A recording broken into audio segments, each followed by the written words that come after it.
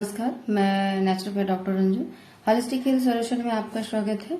इन दिनों में नवरात्रा के ऊपर विभिन्न देवियों के बारे में, उसका शरीर से क्या संबंध है, स्वास्थ्य से क्या संबंध है, इसके बारे में मैं बता रही हूँ। कोई ये मतांतर में ना रहे कि पूजा पाठ धर्म एक वैसी चीजें हैं जिससे हमारे जीवन में बाधाएं आती हैं। बाधाएं तो खैर कभी आती ही नहीं है। यदि आप करते हैं तो आपके जीवन में उन्नति, विकास और स्वास्थ्य की प्राप्ति होती है। पर कुछ लोग ऐसे होते हैं कि बहुत सारे मतांतर उनके जानकारी के अभाव में कुछ उल्टी बातें रखते हैं, पर ऐसी उल्टी बातें ना हो और आप इसे अपने जीवन में किसी भी वर्ड के साथ अच्छी सोच बना के चलते हैं, अच्छी वर्ड के साथ अच्छी सोच बना के चलते हैं तो आपके जीवन में अच्छा ही होता है।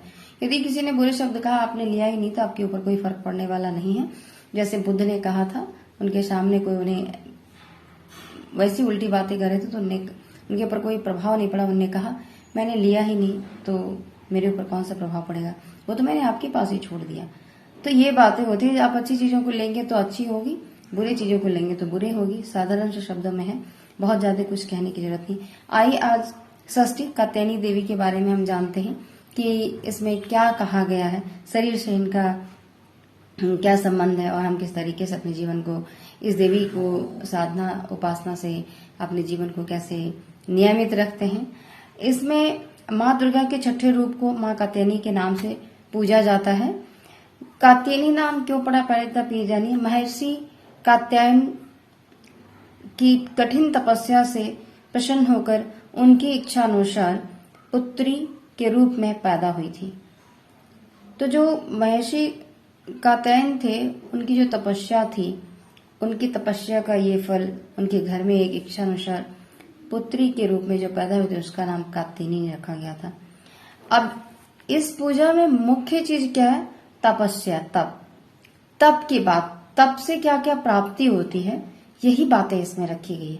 जब आप कोई तप और तपस्या करते हैं, मान लीजिए आपको आईएएस बनना है, तो उसके लिए आपको एक तप तपस्या साधना करनी होती। क्या? एजुकेशन। उस समय आप इतने कॉन्सेंट्रेट होते हैं कि पूरे सिलेबस कंप्लीट करना है। कंप्लीट करने में आप पूरी टाइम उसके ऊपर फोकस किए हुए रहते हैं। तो उसी तरीके से कहा गया कि तप और तपस्या जो ये क्या करता है, सब चीज की प्राप्ति कराता है। कौन कौन सी चीज को? अर्थ, धर्म, काम, मोक्ष, ये चारों की प्राप्ति कराता है। जब आप करते हैं तपस्या तो आपका लक्ष्य आईएएस बनना, आपने पूरी तपस्या किया, आपने बन गया, तो आपको सब चीज मिल जाता है। अर्थ भी मिल जाता है, धर्म भी हो गया, काम भी हो गया, मोक्ष भी हो जाते हैं। काम की अवस्था मतलब आप गृहस्थ जीवन में आ गए, अपनी सृष्टि का भी रचना की और फिर अपनी गृहस्थी बसाई और उनको आप अच्छे से चलाए। चलाने के बाद फिर अंत में आप जो प्राण को त्यागते हैं वो मोक्ष की प्राप्ति होती है। ये एक गृहस्थ आश्रम की बात मैंने कहा। ऐसे मोक्ष लोग साधना से समाधि की ओर जाते हैं और फिर मोक्ष की प्राप्ति होती है, वो एक अलग चीज है। लेकिन आपके नॉर्मल जीवन में ये इस तरीके से होते हैं। महर्षि कात्यायनी ने इनका पालन पोषण किया और उनको कात्यायनी कहा गया। जीवन की लक्ष्य का निर्धारण अनुष्ठान व्रत से संभव व स्वास्थ्य की प्राप्ति होती है।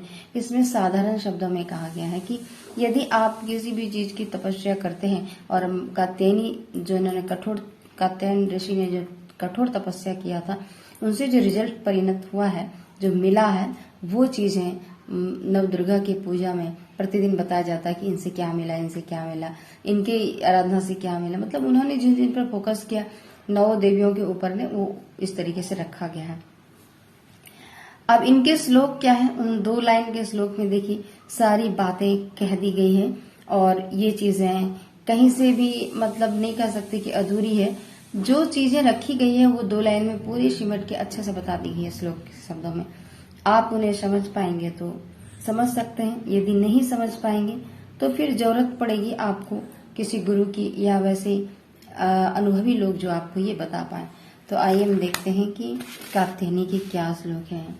उनके श्लोक हैं, चंद्रहासोज्ज्वलकरा शार्दूल वरवाहना कात्यायनी शुभम दधा देवी दानववधातिनी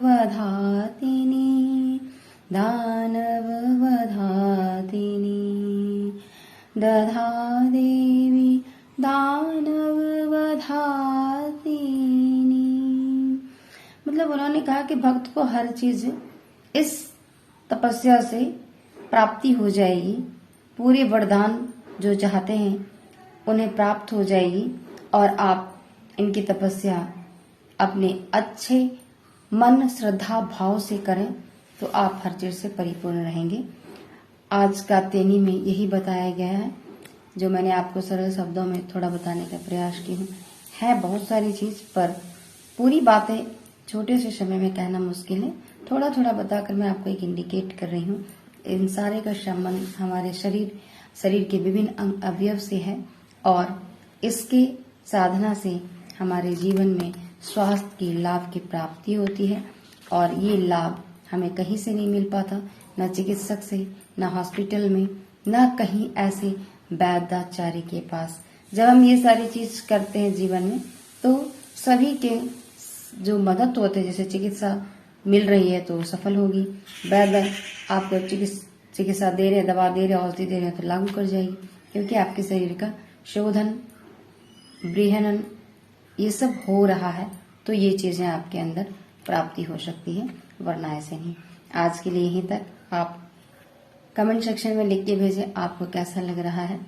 आपको अगर वीडियो पसंद आ रहा है तो आप जरूर लाइक करें, सब्सक्राइब करें और शेयर भी करें, ताकि सबको ये जानकारी प्राप्त हो और जो भी नए वीडियो बनेंगे आपको नोटिफिकेशन आसानी से पहुंच सके। धन्यवाद।